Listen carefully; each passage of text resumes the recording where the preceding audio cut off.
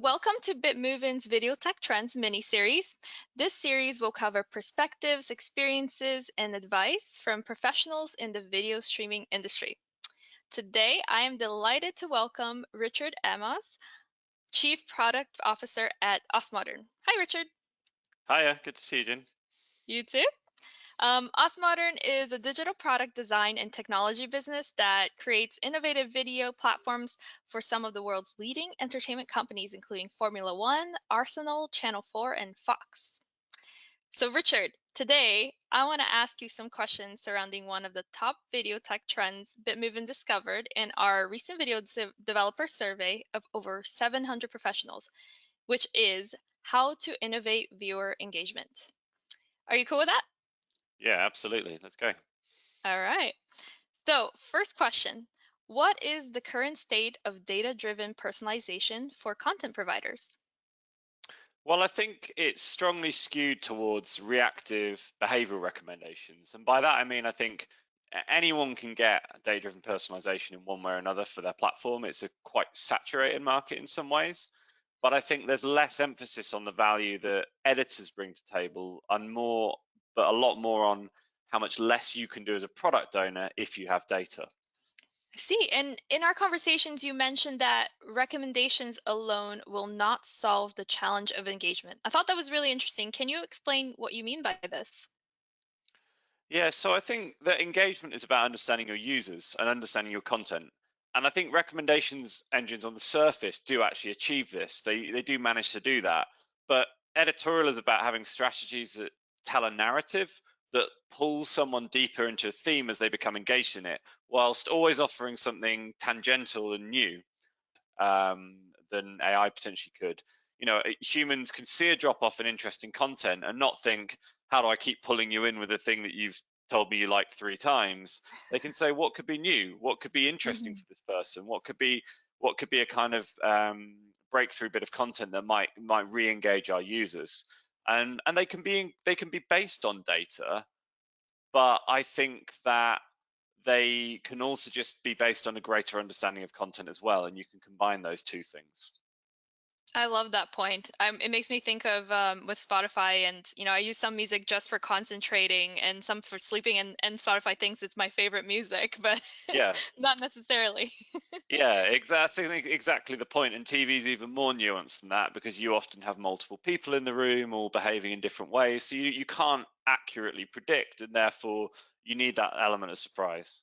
Yeah. And so where do you think content editors should be spending their time? So I think we're really clear on this in the way that we approach editorial, which is that content editors should be doing non-repeatable tasks that require intelligence, planning, and strategic thought. Editors should be looking at like broader strategies and content themes that they can program into an engine that can then carry out those strategies as content ebbs and flows in and out of rights windows, and automatically bringing content in and out of that central strategy. So they're thinking about, okay, what kind of strategy have I got? What kind of content types am I trying to push to these users? And then let the automation do the hard work of pulling this content in and off the service in a effective way with rights. I think Mhm. content editors should also be observing and as close to real time as possible the results of their actions. So they should be not thinking about, have I done my job of putting 100 things on the homepage? They should be thinking, okay, I've put some things on the homepage. How are Mhm. people reacting to it? What's working? And what nuances are users showing in their behavior that's going to affect the next thing that they do as an editor? So Mhm. editors should be focusing on trying to exploit all this great content that's being bought and finding niche audiences for that content. Mhm. I love that. And if you could pinpoint what that gap is between human-driven content creation and the AI-driven, what would you say is, yeah, how Yeah, would you put it into words? it's really tough because I think anyone that pushes a recommendation engine as part of their product will say that they're solving this gap.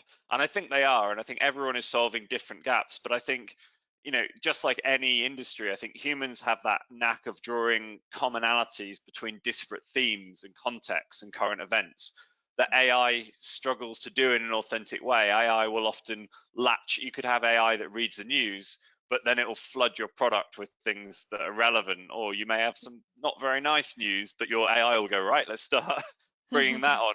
And that's not always what people want. Maybe they want actually something that's entertainment rather than something that reflects the current zeitgeist. I think humans are really good at pulling together like 4 different pieces of content and making them feel like something fresh and interesting. And I think AI has always struggled to do that. This idea that a human goes, I've got a horror, a thriller, a political drama, and a comedy, and you look at all of them and you say, there's no relationship between this content, but I really feel like you're listening to me as a user.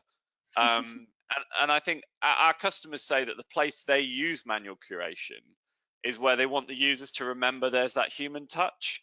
And humans are good at reminding you that someone's behind that product.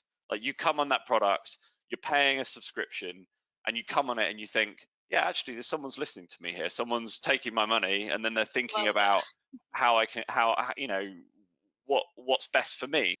Yeah, I think we'll never get tired of the human touch, right? In some ways, No. like in no, as much advanced as we get.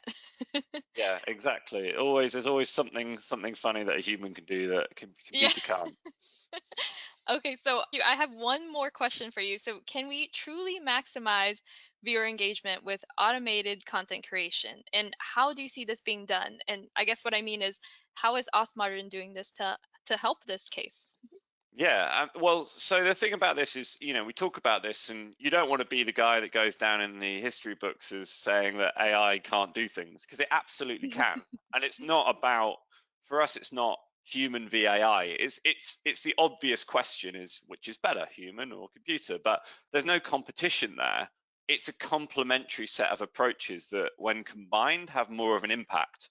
So humans without data are error prone, and they work with trial and error, but they learn slowly. So I think humans without data, they make assumptions, they have personal biases, and so they'll make decisions that are based on conjecture or trends that aren't really trends.